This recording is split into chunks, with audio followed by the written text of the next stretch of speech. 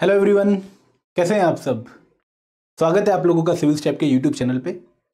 ये है एक नया लेक्चर जहां पर हम डिस्कस करेंगे 2017 के हरियाणा सिविल सर्विसेज के एग्जामिनेशन में पूछे गए करंट अफेयर्स के क्वेश्चन को। करंट अफेयर आपके एग्जामिनेशन का एक बहुत ही इंपॉर्टेंट पार्ट है और हरियाणा सिविल सर्विसेज के एग्जामिनेशन में, प्रीलिम्स एग्जामिनेशन में खासकर 10 से 15 क्वेश्चन आपके करंट अफेयर से पूछे जाते हैं। ये एक ऐसा सेक्शन है जिसको आप मिस नहीं कर सकते, और अगर आप मिस कर रहे हैं तो आप बहुत बड़ी गलती कर रहे हैं, क्योंकि करंट अफेयर का रिलेशन सिर्फ करंट अफेयर के क्वेश्चन से नहीं है। करंट अफेयर का रिलेशन आपके पॉलिटी, इकोनॉमिक्स, ज्योग्राफी, एनवायरनमेंट से पूछे गए क्वेश्चन से भी है। जनरली सब्जेक्ट से वही क्वेश्चन पूछे जाते हैं जो टॉपिक न्यूज में रहते हैं। जैसे अगर हम बात करें 2017 में अगर पॉलिटी का क्वेश्चन गवर्नर के रिगार्डिंग पूछा गया था, तो वो इस वजह से पूछा गया होगा क्योंकि गवर्नर का जो टॉपिक है वो कहीं ना कहीं न्यूज में रहा होगा। तो आपको करंट अफेयर काफी अच्छे से पढ़ने, और करंट अफेयर्स का प्राइमरी सोर्स, जो मेन सोर्स है, वो है आपके न्यूज़पेपर। आपको एक अच्छा सा newspaper, the Hindu, the Indian express English language में, या फिर कोई हिंदी लैंग्वेज का दैनिक जागरण या दैनिक भास्कर, एक लैंग्वेज न्यूज़पेपर आपको पूरा फॉलो करना है। न्यूज़पेपर में अगर आप डेली 1 से 1.5 घंटा देते हैं तो आप अपनी तैयारी को काफी अच्छा कर रहे हैं, क्योंकि करंट अफेयर में जो हरियाणा सिविल सर्विसेज में क्वेश्चन पूछे जा रहे हैं वो जनरली आपकी स्कीम से रिलेट करते हैं और कई बार कुछ इंपॉर्टेंट पर्सनैलिटी से रिलेट करते हैं। इंपॉर्टेंट पर्सनैलिटीज के रिगार्डिंग जो आपके करंट अफेयर क्वेश्चंस पूछे जाते हैं वो आपके हिंदी न्यूज़पेपर ज़्यादा अच्छे से कवर करते हैं। जैसे दैनिक जागरण की अगर हम बात करें तो जैसे गीता गोपीनाथ के रिगार्डिंग क्वेश्चन पूछा गया तो वो आपके हिंदी न्यूज़पेपर में ज़्यादा अच्छे से कवर किया गया है। तो आपको सबसे पहले अपनी करंट अफेयर प्रिपरेशन के लिए आपको न्यूज़पेपर्स को काफ़ी अच्छे से ध्यान में रखना है। अगर आप न्यूज़पेपर मिस कर देते हैं तो आपकी तैयारी कहीं ना कहीं खतरे में आ जाती है। फिर अगर आप न्यूज़पेपर पढ़ रहे हैं रेगुलर, तो उनको रिवाइज करने के लिए आपको किसी पर्टिकुलर इंस्टीट्यूट की मैगजीन, जो कि मंथली भी हो सकती है और जो कि वीकली भी हो सकती है, और उसके साथ साथ आप कोई और एक पर्टिकुलर सोर्स फॉलो कर सकते हैं जहां पर आप अपने करंट अफेयर्स को रिवाइज करते रहें टाइमली। और अगर आप करंट अफेयर्स को रिवाइज कर रहे हैं तो आपकी तैयारी बहुत अच्छी होने वाली है। तो 2017 के करंट अफेयर्स को हम इसलिए डिस्कस कर रहे हैं कि आपको एक डायरेक्शन मिल जाए कि किस तरीके के क्वेश्चन पूछे गए हैं आपके previously held Haryana civil service examination में, और ये बहुत ही इंपॉर्टेंट सोर्स बनेगा आपका 2021 में होने वाले प्रीलिम्स एग्जामिनेशन के लिए। आपको एक आइडिया लग जाएगा कि देखो हरियाणा सिविल सर्विसेज में इस तरीके के क्वेश्चन पूछे जाते हैं, इन पर्टिकुलर डोमेन्स को टारगेट किया जाता है। तो हम 1 बाय 1 जो क्वेश्चंस पूछे गए उनको सॉल्व करेंगे और उनको यूजफुली तरीके से आगे के लिए हम कैसे यूज कर सकते हैं वो भी हम ट्राई करेंगे।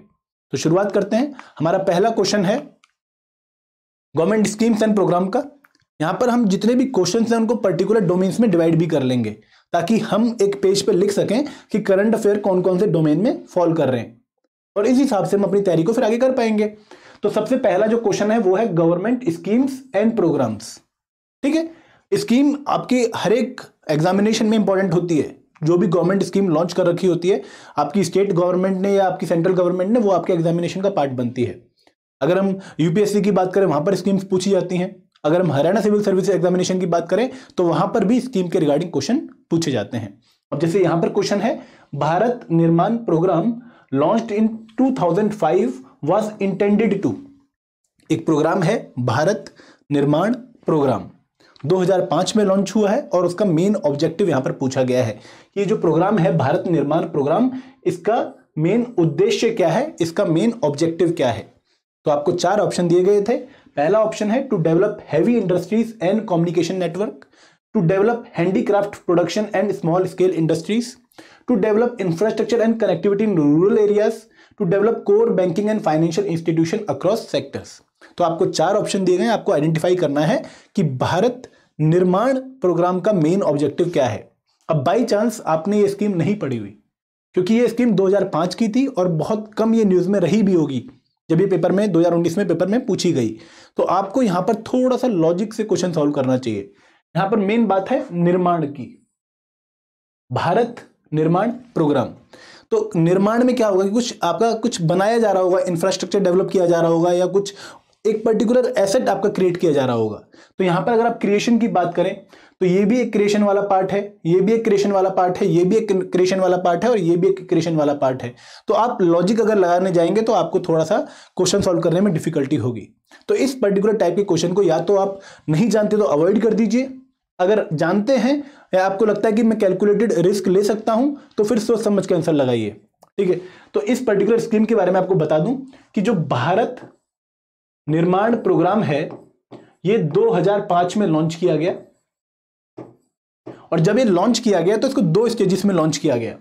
एक प्रोग्राम पार्ट बनना था आपके 10th 5 ईयर प्लान का, जो कि था 2005 से लेकर 2007 तक 10th 5 ईयर प्लान, और दूसरा पार्ट बनना था 11th 5 ईयर प्लान का 2007 से लेकर 2009 11th 5 ईयर प्लान का। तो ये जो 2005 में लॉन्च हुआ प्रोग्राम था ये 4 सालों के लिए था, और इसका मेन ऑब्जेक्टिव क्या था कि जो रूरल एरियाज हैं, जो हमारे ग्रामीण एरियाज हैं, वहां पर इंफ्रास्ट्रक्चर को डेवलप करना, और इंफ्रास्ट्रक्चर में भी फर्दर बहुत सारे कंपोनेंट इन्होंने आइडेंटिफाई कर रखे थे। जैसे अगर हम बात करें नॉर्मल, अगर इंफ्रास्ट्रक्चर की बात करें वो भी रूरल एरियाज में, तो कौन कौन से एरियाज ऐसे हैं रूरल एरियाज में जहां पर हम इंफ्रास्ट्रक्चर की डेवलपमेंट कर सकते हैं, तो आप आइडेंटिफाई करेंगे तो आपको सबसे पहले सबसे इंपॉर्टेंट पार्ट जो मिलेगा वो मिलेगा रोड्स, कि आप कनेक्टिविटी इंक्रीज करिए विलेज की। ठीक है, रोड्स का फायदा क्या होता है कि आप लिंकेजेस क्रिएट कर रहे हैं मार्केट की और रूरल एरियाज की। इसके साथ साथ इरिगेशन, क्योंकि जो आपके रूरल एरियाज है वहां पर एग्रीकल्चर एक प्राइमरी एक्टिविटी है, और एग्रीकल्चर को अगर आपने अच्छा करना है तो आपको इरिगेशन नेटवर्क्स काफी अच्छे से डेवलप करने पड़ेंगे। इसके बाद इलेक्ट्रिसिटी,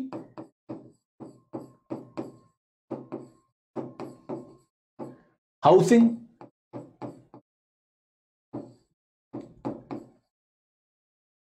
तो ये 4-5 एरियाज ऐसे हैं जहां पर आपको डेवलपमेंट करनी पड़ेगी रूरल एरियाज में, और इन्हीं 4-5 एरियाज को आइडेंटिफाई किया गया था 2005 में लॉन्च हुए भारत निर्माण प्रोग्राम में। ठीक है, तो ये जो क्वेश्चन पूछा गया इसका जो मेन आंसर था वो था आंसर सी, कि to develop infrastructure and connectivity in rural areas. ठीक है, इस क्वेश्चन का आंसर क्या है? Answer C. आपको स्कीम्स एक तो लेटेस्ट जो न्यूज में है वो तो पढ़नी है, और अगर आपको थोड़ा टाइम लगता है तो जो पुरानी मेन स्कीम्स थी, जो काफी इंपॉर्टेंट स्कीम्स थी, वो भी आपको पता होनी चाहिए। ठीक है, अगला क्वेश्चन देखते हैं। अगला क्वेश्चन पूछा है important bill, acts and amendment. हर बार आप जब देखते हैं न्यूज़पेपर पढ़ते हैं तो आप किसी बिल के बारे में सुनते हैं, किसी पुराने एक्ट के बारे में सुनते हैं, या फिर किसी अमेंडमेंट के बारे में सुनते हैं। तो जो भी अमेंडमेंट या बिल या एक्ट आपके न्यूज में है उनको आपको नोट कर लेना है, कि मान लो अभी जीएसटी वाला आपका एक्ट पास हुआ है तो वो कौन सी अमेंडमेंट थी कॉन्स्टिट्यूशन की, या फिर अभी हमारी एक north national council for backward classes बनी है, national commission for backward classes, तो वो कौन सी अमेंडमेंट थी। तो आपने इस तरीके से चीज़ों को नोट करते रहना है। अब ये जो क्वेश्चन है ये है आरटीई एक्ट के बारे में, जो राइट टू एजुकेशन एक्ट है 2009 में पास हुआ था, उसके रिगार्डिंग ये क्वेश्चन पूछा गया है कि what should be the student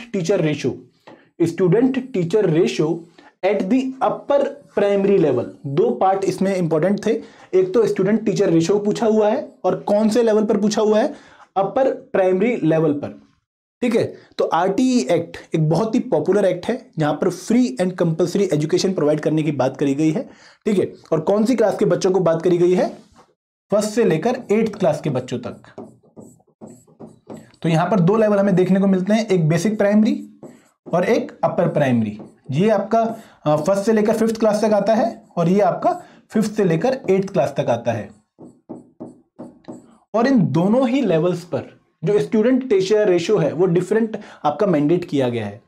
अब देखो, जो छोटे बच्चे होते हैं वहां पर टीचर की प्रेजेंस ज्यादा होनी चाहिए, और जो बड़े बच्चे होते हैं वहां पर टीचर की प्रेजेंस कम होनी चाहिए। तो जो आपका अपर प्राइमरी लेवल है यहां पर जो रेशियो है वो है 35:1, कि हर 35 बच्चों पर एक टीचर होना ही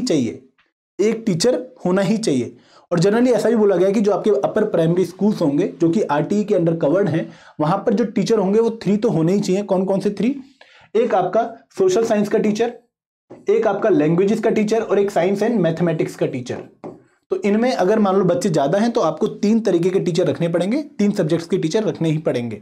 तो आरटीई एक्ट एक बहुत ही लैंडमार्क एक्ट था हमारे इंडियन पॉलिटिकल सिस्टम में, जहां पर अपर प्राइमरी लेवल तक के जो बच्चे थे उनके लिए फ्री एंड कंपलसरी एजुकेशन का प्रावधान रखा गया था, और 6 से 14 साल के बच्चों को कवर किया गया था। तो आपको इस एक्ट के बारे में थोड़ी बहुत बातें पता होनी चाहिए। ठीक है, अगर आप नहीं भी जानते इस एक्ट के बारे में, तो अगर आपको कोई ऐसा डिफिकल्ट क्वेश्चन वहां पर पेपर में मिलता है तो बेटर ये रहेगा कि आप अटेम्प्ट ना करें, क्योंकि आपको पता है कि आपके एग्जामिनेशन में नेगेटिव मार्किंग 1/4 है। अगर आप एक क्वेश्चन गलत करते हैं तो आपको 0.25 मार्क्स की पेनल्टी लगती है। तो ये पेनल्टी लेने से अच्छा ये है कि अगर आपको क्वेश्चन नहीं आता तो उसको अटेम्प्ट करना अवॉइड करें। ठीक है, अगला क्वेश्चन देखते हैं। इस क्वेश्चन का आंसर क्या है? Answer A. अगला क्वेश्चन है, आपको कुछ इंपॉर्टेंट डेज दिए गए हैं और आपको उन इंपॉर्टेंट डेज को मैच करना है कि उन पर्टिकुलर डेज पर क्या होता है। एक बहुत ही पॉपुलर सी एक आपकी डायमेंशन है जो कि आपके हरियाणा सिविल सर्विस एग्जामिनेशन में पूछी जाती है। इंपॉर्टेंट डेज आपको पक्का पता होने चाहिए। और ये डेज आप कैसे कवर करेंगे? अगर आप न्यूज़पेपर रेगुलरली पढ़ते हैं तो ये डेज कवर करना आपके लिए दिक्कत वाली बात नहीं होगी। इंपॉर्टेंट डेज में यहां पर आपको एक कॉलम दिया गया है जिसमें आपकी डेट मेंशन करी गई है, 15 जनवरी, 30 जनवरी, 15 मार्च, 7 अप्रैल। और सामने आपको कॉलम 2 में उन डेट्स के बारे में पूछा गया है कि ये world health day, army day, martyrs day, consumer right day. तो आपको सबसे पहले जो आपको बेस्ट पता है उससे आप स्टार्ट करिए। देखो, ऐसे क्वेश्चंस मैच द फॉलोइंग में हमने हरियाणा सिविल सर्विस के जब पुराने क्वेश्चन सॉल्व भी करे थे 2017 के, हिस्ट्री के, पॉलिटी के, ज्योग्राफी के, तो हमने नोट किया कि अगर हम अपना बेस्ट पता होने वाला कॉलम मैच कर लेते हैं तो 90% चांसेस ये हैं कि हम अपने आंसर तक पहुंच जाएंगे। तो जो बेस्ट आपको पता है उससे शुरुआत करिए। जनवरी 30 एक बहुत ही पॉपुलर डेट है जिस दिन मोहनदास करमचंद गांधी को शूट किया गया नाथुराम गॉडसे के द्वारा। और इस पर्टिकुलर डे को हम मार्टर डे की तरह सेलिब्रेट करते हैं। सेलिब्रेट इन द सेंस कि हम उसका दुख मनाते हैं और उस पर्टिकुलर दिन पर राजघाट में हमारे प्राइम मिनिस्टर, प्रेसिडेंट साहब जाके फूल चढ़ाते हैं गांधी जी की समाधि पर। तो मार्टर डे हमारा कब होता है? 30 जनवरी को। ये हमें एग्जैक्ट पता है। सेकंड का सी हमें एग्जैक्ट पता है। तो सेकंड का सी अगर आप देखें तो सिर्फ एक ही ऑप्शन में आ रहा है, वो है ऑप्शन ए। तो मैं आपको इसीलिए नहीं कह रहा कि आपको मैच द फॉलोइंग में हर एक चीज पता होनी चाहिए। आपको अपना बेस्ट जो पता है पहले उसको मैच करिए और उस मैच करने के बाद मैं 90% आपको कह रहा हूं कि 2017 के पेपर में ऐसे क्वेश्चंस थे जो एक कॉलम मैच करते ही आपका आंसर बन जाता है। बाकी भी पढ़ते हैं। अगर हम 15 जनवरी की बात करें, 15 जनवरी एक बहुत ही पॉपुलर डेट है। अगर मैं आपको बैकग्राउंड में लेके जाऊं तो 15 जनवरी 1949 ये वो डेट है जिस दिन इंडियन आर्मी को उसका first Indian commander in chief मिला। जो इंडियन आर्मी थी, आपको पता है कि आजादी से पहले ये ब्रिटिश कंट्रोल में थी। तो जो इस इंडियन आर्मी का कमांडर इन चीफ होता था वो भी एक ब्रिटिश ऑफिसर होता था। तो 1949 15 जनवरी को करियप्पा, KM करियप्पा इनका पूरा नाम था, इनको बनाया गया इंडियन आर्मी का commander in chief. He was the first Indian जिनको ये पोस्ट दी गई। तो इसी पर्टिकुलर डे के लिए सेलिब्रेट किया जाता है 15 डे को एज अ आर्मी डे। ठीक है, तो आर्मी डे अगर आप देखेंगे तो आपका आर्मी डे का ऑप्शन क्या बनेगा? सेकंड का, फर्स्ट का बी। ठीक है, अगला पार्ट देखते हैं। 15 मार्च 1962। आप बैकग्राउंड में अगर जाएं तो 15 मार्च 1962 को जो यूएस प्रेसिडेंट थे जॉन एफ कैनेडी, उन्होंने यूएस कांग्रेस में एक बहुत ही इंपॉर्टेंट भाषण दिया था जहां पर उन्होंने कंज्यूमर राइट्स की बात करी थी। कंज्यूमर राइट्स, उन्होंने एक बहुत ही इंपॉर्टेंट एरिया आइडेंटिफाई किया था और उन्होंने बोला था कि हमें कंज्यूमर के राइट्स को प्रोटेक्ट करना बहुत जरूरी से चाहिए और उनके अगर राइट्स हम प्रोटेक्ट करते हैं तो हम एक बहुत ही अच्छी हैबिट फॉलो कर रहे हैं। तो इस पर्टिकुलर डे को, जिस दिन जॉन एफ कैनेडी एक बहुत ही पॉपुलर राष्ट्रपति हैं आपके ये यूएसए के, इन्होंने अपने एक इनॉग्रल भाषण में यूएस कांग्रेस में बोला था कि हमें कंज्यूमर राइट्स को प्रोटेक्ट करना चाहिए और इसीलिए इस पर्टिकुलर डे को सेलिब्रेट किया जाता है as consumer right day, world consumer rights day. ठीक है, तो 15 मार्च का आंसर क्या आएगा? डी। तो 7 अप्रैल आपका क्या बचा? World health day. और 7 अप्रैल को बेसिकली हुआ क्या था? 1948 में वर्ल्ड हेल्थ ऑर्गेनाइजेशन की स्थापना हुई थी। तो इस वजह से ये ऑप्शंस आपके लिए सारे इंपॉर्टेंट थे क्योंकि यहां पर आपको पता होना चाहिए कि कौन सा पर्टिकुलर डे किस चीज से रिलेट करता है। और ये आपको एक इंडिकेशन भी दे रहा है कि 2021 के प्रीलिम्स एग्जामिनेशन में इस टाइप के क्वेश्चन आने के चांसेस काफी ज्यादा हैं। तो आपको इंपॉर्टेंट डेज अभी से ध्यान में रखने हैं। अभी आपका फरवरी चल रहा है तो आपको आइडेंटिफाई कर लेने कि कौन सा डे आपका न्यूज में चल रहा है, उस हिसाब से आपको अपनी तैयारी करनी है। अगला क्वेश्चन देखते हैं। अगला क्वेश्चन है नोबेल प्राइज के रिगार्डिंग। एक और बहुत इंपॉर्टेंट एरिया आपके हरियाणा सिविल सर्विस एग्जामिनेशन में कि अवार्ड्स एंड ऑनर्स, आपको ये एक पर्टिकुलर डोमेन आइडेंटिफाई कर लेना है कि किसी भी आदमी को कोई भी अवार्ड मिल रहा है वो आपको पता होना चाहिए। किसी को पद्मश्री मिल रहा है, किसी को पद्म भूषण मिल रहा है, किसी को बाहर का मैग्सेसे अवार्ड मिल रहा है, तो कोई भी अवार्ड किसी अगर पर्टिकुलर पर्सन को मिल रहा है तो उस अवार्ड के बारे में आपको पता होना चाहिए कि कौन सी ऑर्गेनाइजेशन देती है, किस पर्टिकुलर उपलब्धि के लिए अवार्ड दिया गया है और किसको दिया गया है। ये तीनों बातें आपको ध्यान में रखनी है। तो यहां पर जो क्वेश्चन पूछा गया है वो पूछा गया है Nobel prize for physics in 2018 was awarded for pioneering work in which field। यहां पर आपसे पूछा ये नहीं गया कि किस आदमी को नोबेल प्राइज मिला 2018 के लिए, आपसे पूछा ये गया है कि किस पर्टिकुलर फील्ड के रिगार्डिंग ये अवार्ड दिया गया है, किस पर्टिकुलर डेवलपमेंट के रिगार्डिंग ये अवार्ड दिया गया है। तो थोड़ा टफ क्वेश्चन था, बट अगर आप 2018 का नोबेल प्राइज पढ़ रहे हैं, न्यूज़पेपर में देख रहे हैं, तो आपके लिए क्वेश्चन सिंपल हो सकता था और एक ऐसा टॉपिक था जो आपको याद करना भी आसान था। तो 2018 का जो आपका नोबेल प्राइज था, अगर मैं बात करूं नोबेल प्राइज की, तो ये आपका जो डिवाइड किया गया था, ये 3 लोगों के बीच में डिवाइड किया गया था। पहले थे आर्थर एशकिन, ठीक है, ये आपके एक बहुत ही पॉपुलर फिजिसिस्ट हैं। जो दूसरा अवार्ड दिया गया वो दिया गया था जेरार्ड मोरोरू, और जो तीसरा था वो था आपका डोना स्टिकलैंड।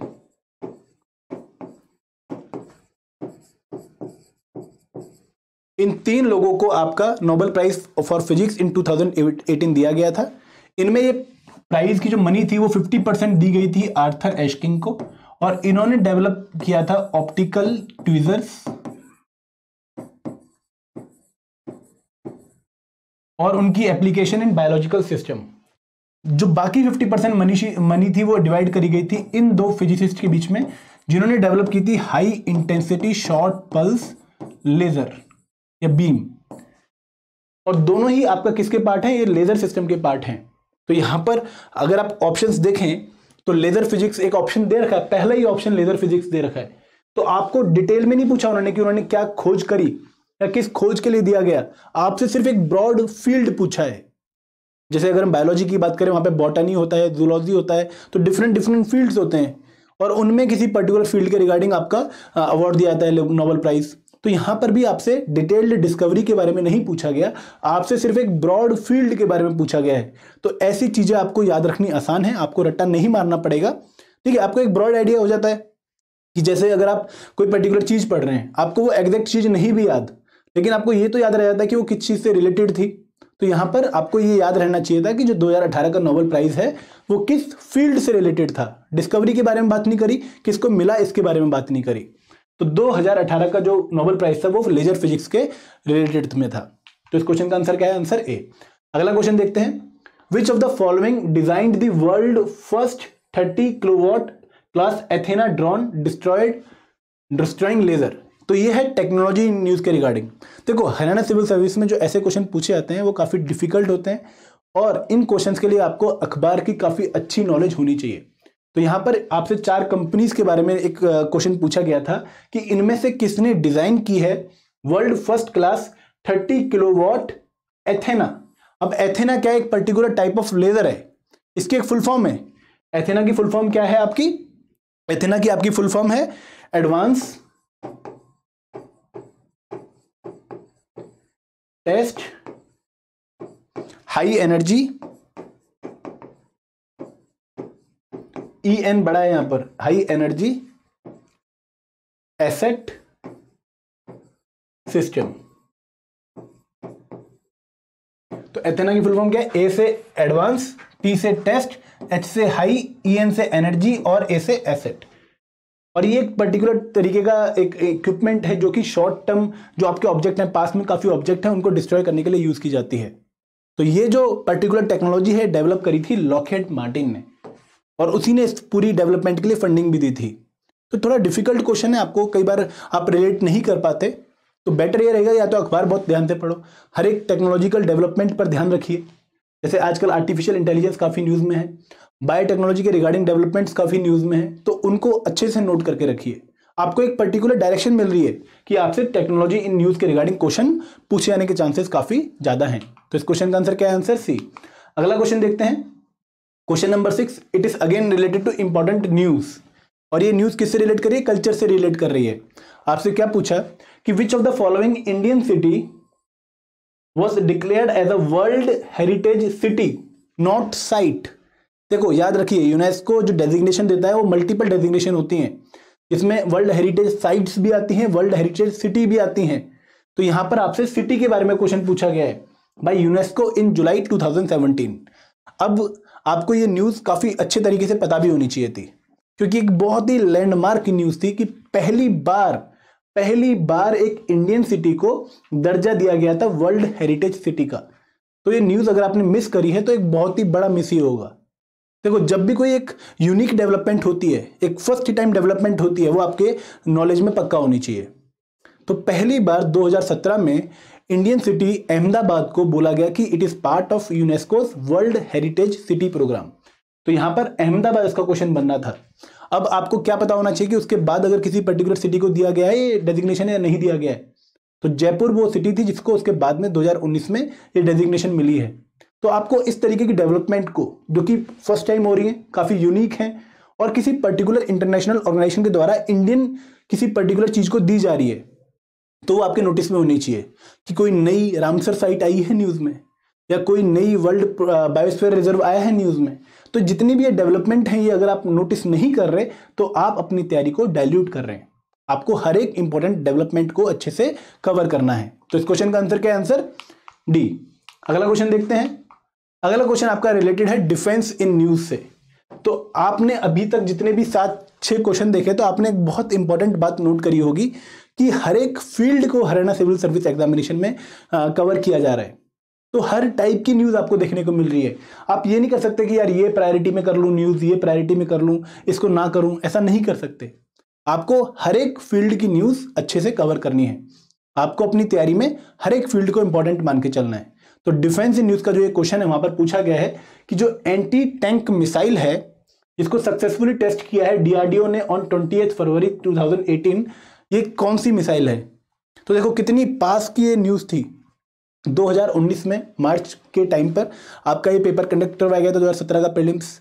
तो उस पर्टिकुलर ड्यूरेशन के एक साल के अंदर अंदर की करंट अफेयर आपसे पूछी गई है। आपको बताना है कि एंटी टैंक मिसाइल डीआरडीओ ने जो टेस्ट करी है वो कौन सी है। जब आप इंडियन मिसाइल्स को स्टडी करते हैं, जैसे अगर आपने हमारे नोट्स पढ़े होंगे तो वहां पर मिसाइल्स के बारे में बहुत ही डिटेल्ड तरीके से आपको बताया गया है। तो आप एक बहुत ही इंपॉर्टेंट प्रोग्राम सुनते हैं, integrated guided missile development programme, जिससे हमारे भारत के फॉर्मर राष्ट्रपति डॉक्टर एपीजे अब्दुल कलाम जुड़े हुए थे। इस पर्टिकुलर प्रोग्राम के अंडर 5 मिसाइल्स को डेवलप किया गया, जिनका नाम था, शॉर्ट फॉर्म आपको बता रहा हूं याद करने का तरीका, पटना, पृथ्वी, आग, त्रिशूल, नाग एंड अग्नि, आकाश, पृथ्वी, आकाश, त्रिशूल, नाग एंड अग्नि। तो ये 5 मिसाइल सिस्टम आपकी डेवलप करी गई थी इंटीग्रेटेड मिसाइल डेवलपमेंट प्रोग्राम के अंडर, जिसको लीड कर रहे थे former president doctor APJ Abdul Kalam. और इस पर्टिकुलर मिसाइल प्रोग्राम के अंडर जो नाग सिस्टम था, इसको बोला जाता है एंटी टैंक मिसाइल। मतलब क्या, जो फौजियों, जो विरोधियों का टैंक है उसको ही टारगेट कर सकता है। अब इसमें एक पर्टिकुलर एक सेंसर होता है, हीट सेंसर होता है। जैसे ही मान लो एक पर्टिकुलर टैंक है ना, टैंक ने जैसे ही आपका रॉकेट लॉन्च किया, आपकी कोई बम लॉन्च किया, तो ये जो इसकी नोजल है ये आपकी गर्म हो जाएगी, और ये जो मिसाइल है ये हीट को डिटेक्ट कर लेता है, और तो जाके यहाँ पे अटैक करेगा और टैंक को डिस्ट्रॉय कर देगा। तो ये आपकी एंटी टैंक मिसाइल है नाग, जिसमें आपको 2 वर्जन देखने को मिलते हैं, एक हेलिना, HELINA हेलिना, और दूसरी नाविका, NAVICA। तो जैसे नाम से पता लग रहा होगा, जो हेलिना है ये आपका हेलीकॉप्टर लॉन्च्ड वर्जन है नाग का, और जो नाविका है ये आपका क्या है, ये आपका नेवी या जो आपके वाटर सिस्टम है, वाटर नेवी सिस्टम है, उनके द्वारा लॉन्च किया जाने वाला नाग का वर्जन है। तो नाग हमें 2 वर्जन में दिखाई देती है। ठीक है, तो ये क्वेश्चन क्या है, आपसे एंटी टैंक मिसाइल के बारे में क्वेश्चन पूछा गया, और इंडिया में जो एंटी टैंक मिसाइल है वो आपकी कौन सी है, नाग। बहुत ही पॉपुलर मिसाइल सिस्टम है ये। तो इस क्वेश्चन का आंसर क्या है, आंसर सी। अगला क्वेश्चन देखते हैं, it is regarding important appointment. तो एक और फील्ड जिसके ऊपर हरियाणा सिविल सर्विसेज में क्वेश्चन पूछे जा रहे हैं कि कौन सी पर्टिकुलर डेजिग्नेशन किसी आदमी को मिली है, वो आपको नोटिस में होना करना है। जैसे मान लो कि किसी को नया अटॉर्नी जनरल ऑफ इंडिया बनाया गया है, किसी को आरबीआई का नया चेयरमैन बनाया गया है, किसी को किसी पर्टिकुलर बैंक का नया डायरेक्टर बनाया गया है, तो ऐसी डेवलपमेंट्स आपके दिमाग में होनी चाहिए। थोड़ा टफ है बट नोटिस करना आपको स्टार्ट करना पड़ेगा, और अगर आप ये प्रैक्टिस या हैबिट डेवलप करेंगे तो धीरे धीरे आप ऑलरेडी इस पर्टिकुलर चीज में महारत हासिल कर लेंगे। तो जैसे यहां पर एक इंपॉर्टेंट अपॉइंटमेंट का क्वेश्चन पूछा गया है गीता गोपीनाथ के बारे में। Gita Gopinath was the first women chief economist to be appointed to which international organisation. कि जो गीता गोपीनाथ हैं एक बहुत ही फेमस इकोनॉमिस्ट हैं, इंडो अमेरिकन इकोनॉमिस्ट हैं, इनको किस पर्टिकुलर ऑर्गेनाइजेशन में चीफ इकोनॉमिस्ट पोस्ट पर अपॉइंट किया गया। तो आपको ये न्यूज़ पता होनी चाहिए क्योंकि गीता गोपीनाथ काफ़ी पॉपुलर आपकी एक पर्सनैलिटी हैं, बहुत ही इंपॉर्टेंट इकोनॉमिस्ट इनको माना जाता है, और इनको जो इंटरनेशनल मॉनेटरी फंड है IMF, इनका चीफ इकोनॉमिस्ट अपॉइंट किया गया था इन द ईयर 2017-18। तो ये काफ़ी स्ट्रेट फॉरवर्ड क्वेश्चन था जिसके बारे में आपको पता होना चाहिए था। तो इस क्वेश्चन का आंसर क्या है? आंसर है। लेकिन आपने अब 2021 के लिए यहाँ से कौन सी लर्निंग ली है? आपको अब ये पता लग चुका है कि मुझे किसी भी इंपॉर्टेंट अपॉइंटमेंट को अच्छे से कवर कर लेना है।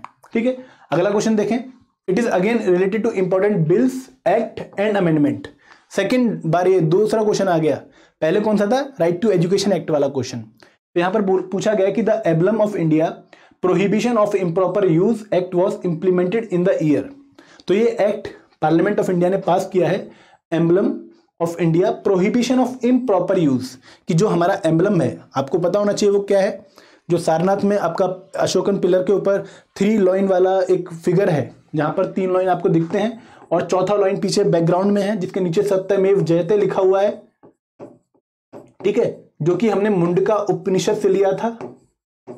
तो इस तरीके से जयते, तो इस तरीके से आपको पता होना चाहिए कि एम्बलम हमारा कौन सा है। आपको एडिशनल नॉलेज ये पता होनी चाहिए, और उसके साथ साथ आपको इस पर्टिकुलर एक्ट के बारे में पता होना चाहिए था कि इस एम्बलम का इम्प्रॉपर यूज प्रोहिबिट किया गया है इस एक्ट ने। अब ये एक्ट कब पास हुआ ये आपसे पूछा है, तो ये एक्ट आपका पास हुआ था 2005 में, कि आप जो इंडियन एम्बलम है, जो हमारा सिंबल है, इसका आप इम्प्रॉपर यूज या कमर्शियल यूज नहीं कर सकते। इस पर्टिकुलर एक्ट के द्वारा इस चीज को प्रोहिबिट किया गया।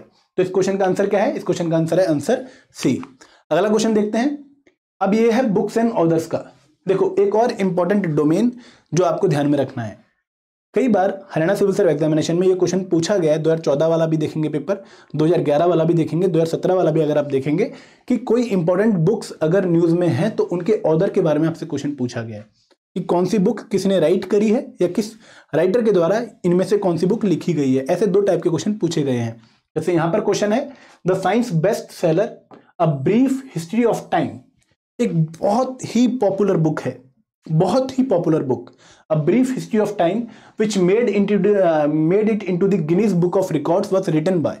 कि जो बुक है a brief history of time, ये किसने लिखी है? सिंपल से अगर क्वेश्चन को सिंप्लीफाई करके अगर देखें तो ये बुक लिखी है स्टीफन हॉकिंग ने। एक बहुत ही फेमस थ्योरेटिकल फिजिसिस्ट थे, इनकी रिसेंटली डेथ भी हो गई थी। तो स्टीफन हॉकिंग के द्वारा ये बुक लिखी गई थी, बहुत ही पॉपुलर बुक थी। और जनरली ये बुक इंटरेस्टिंग इसलिए भी थी क्योंकि यहाँ पर ब्लैक होल के बारे में काफ़ी डिस्कशन करी गई थी। तो आपको ऐसी बुक्स पढ़नी भी हैं एक्चुअल में, क्योंकि यहाँ से आपको एक इंपॉर्टेंट डोमेन अलग से मिलेगा जो आप अपनी नॉर्मल नॉलेज वाली लाइफ में यूज़ कर सकते हैं। बट इस राइटर के बारे में आपको पता होना चाहिए था। ठीक है, अगला क्वेश्चन देखें, क्वेश्चन नंबर 11। ये है अगेन स्कीम इन न्यूज़ का क्वेश्चन। स्कीम इन न्यूज एक बहुत इंपॉर्टेंट डोमेन है करंट अफेयर का, जिससे 3 से 4 question Haryana civil service examination में हर बार पूछे जाते हैं। अब यहां पर क्वेश्चन क्या है कि जो प्रधानमंत्री जन धन योजना एक बहुत ही पॉपुलर स्कीम थी नरेंद्र मोदी गवर्नमेंट की। जैसे ही वो पावर में आई थी 2014 में, उसके आते ही उन्होंने स्कीम लॉन्च कर दी थी, प्रधानमंत्री जन धन योजना 2014 में लॉन्च करी थी, वॉज डिजाइन टू। तो बहुत ही सिंपल योजना आपसे पूछी है, और ऐसी योजना के बारे में अगर आपको नहीं पता तो आपकी तैयारी अच्छी नहीं है। ये जो योजना है यहां पर फाइनेंशियल इंक्लूजन को प्रमोट करने की बात करी गई थी। देखें, अब हमारे देश में अगर हम कहते हैं कि हमारी 1.3 बिलियन पॉपुलेशन है, we are the second most populous country, लेकिन अगर हम बैंक अकाउंट की बात करें, हम फाइनेंशियल पेनिट्रेशन की बात करें कि कितने लोग फॉर्मल बैंकिंग चैनल्स को फॉलो कर रहे हैं, कितने लोगों का अकाउंट है, कितने लोग इंश्योरेंस करवाते हैं, तो ये नंबर हमें बहुत ही कम मिलेगा। तो फाइनेंशियल इंक्लूजन का जो मतलब था वो ये था कि हम लोगों को फॉर्मल फाइनेंशियल जो आपकी चीजें हैं उनमें इंक्लूड करने की कोशिश करें, उनको बैंकिंग नेटवर्क में लेकर आएं, और उसके लिए स्कीम चलाई गई थी प्रधानमंत्री जनधन योजना। तो इस क्वेश्चन का आंसर क्या है? Answer A. अब देखते हैं अगला क्वेश्चन। ये है अवार्ड्स एंड ऑनर्स के regarding again question. Second question जो अवार्ड्स एंड ऑनर डोमेन में आया है, क्वेश्चन क्या है कि जानकी अमल was the first Indian woman to get a PhD and honorary DS Doctor of Science from the University of Michigan in which subject? अगर आपको जानकी अमल के बारे में हल्की सी भी इंफॉर्मेशन थी तो ये क्वेश्चन आपको आगे पढ़ने की जरूरत भी नहीं थी। जानकी अमल एक बहुत ही फेमस बॉटनिस्ट हैं जो कि प्लांट ब्रीडिंग में काफी ज्यादा इंपॉर्टेंट डेवलपमेंट्स कर चुकी हैं, बॉटनिस्ट। तो यहां पर एक ही फील्ड बचता है, लिखा भी हुआ डायरेक्टली बॉटनी, तो आपका आंसर वहां से निकल जाएगा। लेकिन 2019 के पेपर में इस क्वेश्चन के पूछे जाने के पीछे लॉजिक क्या था, तो उस पर्टिकुलर ईयर के आसपास 2019 के आसपास एक नई वैरायटी ऑफ रोज डेवलप करी गई थी जिसको इनके नाम पर डेवलप किया गया, जानकी अमल के नाम पर। अमल उस वैरायटी को नाम दिया गया, तो इसी वजह से न्यूज में थे। तो ये क्वेश्चन आपके लिए इसलिए इंपॉर्टेंट था। आंसर क्या है इसका? Answer D. अगला क्वेश्चन देखें, मैच द फॉलोइंग क्वेश्चन है इंपॉर्टेंट पर्सनैलिटीज के रिगार्डिंग। तो जो इंपॉर्टेंट पर्सनैलिटीज हैं, जैसे यूनेस्को के हेड, आपके हेड के बारे में पूछ लिया, वर्ल्ड बैंक के हेड के बारे में पूछ लिया, इस टाइम पर WHO काफी न्यूज में, उनके हेड के बारे में क्वेश्चन पूछा जा सकता है। जैसे इस टाइम पर यूनाइटेड नेशन के जो सेक्रेटरी जनरल हैं उनके रिगार्डिंग 4 क्वेश्चन पूछे गए आपसे। कॉलम 1 में दिए गए यूनाइटेड नेशन सेक्रेटरी जनरल के बारे में, बान की मून जो कि 8th सेक्रेटरी थे यूनाइटेड नेशन जनरल असेंबली के, Kofi Annan 7th, Trygve Lie 1st secretary UNG के, यूनाइटेड नेशन जनरल असेंबली के, और एंटोनियो गुटेरेस जो कि अब लेटेस्ट इस टाइम पर आपके यूनाइटेड नेशन के आपके सेक्रेटरी हैं, सेक्रेटरी जनरल हैं। तो उनके रिगार्डिंग क्वेश्चन पूछा गया कि वो कौन सी कंट्री से बिलोंग करते हैं। तो यहां पर देखो थोड़ा टफ क्वेश्चन है, लेकिन जब भी कोई पर्सनैलिटी न्यूज में होती है तो आपको उनके बैकग्राउंड के बारे में हल्का सा विकिपीडिया पे सर्च कर लेना है। ये एक अच्छी हैबिट है, अगर आप डेवलप करते हैं तो आपकी नॉलेज एनहांस होगी और ना सिर्फ एग्जामिनेशन में, आपकी पर्सनल लाइफ में भी हेल्प करेगी। तो जैसे बान की मून के बारे में क्वेश्चन पूछा गया, तो बान की मून उस टाइम पर शशि थरूर को हराकर यूनाइटेड नेशन के सेक्रेटरी जनरल बने थे और ये साउथ कोरिया के थे। तो जैसे आपने फर्स्ट का सी मेंशन किया, फर्स्ट का सी आपका एक ही ऑप्शन में था, तो आपका आंसर निकल के आ गया। अगेन मैच द फॉलोइंग में ये 2017 के पेपर में खास बात थी कि अगर आपने एक भी ऑप्शन मैच कर लिया तो भी आपके आंसर निकलने के चांसेस काफी ज्यादा थे। तो कोफी अन्नान घाना, ट्रिगिव लाइव ये पहले थे, ये नॉर्वे के थे, और एंटोनियो गुटेरेस जो इस टाइम पर हैं ये आपके पुर्तगीज हैं। तो इस तरीके से आपका आंसर क्या आता है? Answer A. तो यहां पर आपने मैच द फॉलोइंग में जो आपको बेस्ट पता है सबसे पहले उससे शुरुआत कर लीजिए और बहुत ज्यादा पॉसिबिलिटी है कि आप सही आंसर तक पहुंच जाएंगे। अगला क्वेश्चन देखते हैं, क्वेश्चन नंबर 14, इंपॉर्टेंट अपॉइंटमेंट के रिगार्डिंग क्वेश्चन है।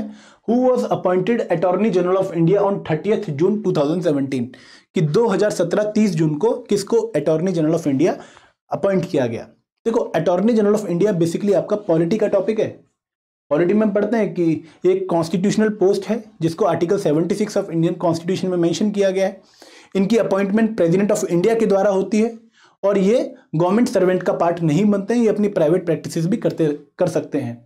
तो यहां पर ये करंट अफेयर में क्यों डाला है? क्योंकि ये टॉपिक उनकी अपॉइंटमेंट के रिगार्डिंग एक पर्टिकुलर डेट से रिलेट कर रहा है, तो इस वजह से क्वेश्चन आपका करंट अफेयर में आया है।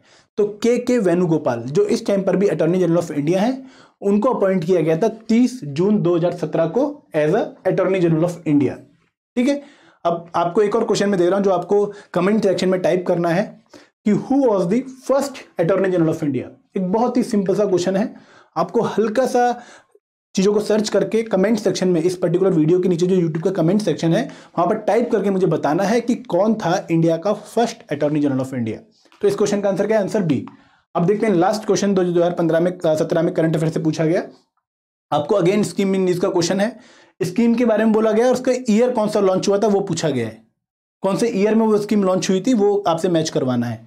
नरेगा एक बहुत ही popular scheme, Mahatma Gandhi national rural employment generation है ना, प्रधानमंत्री जनधन योजना, तो इसको आपने प्रीवियस क्वेश्चन में भी देखा कि ये 2014 में लॉन्च हुई थी।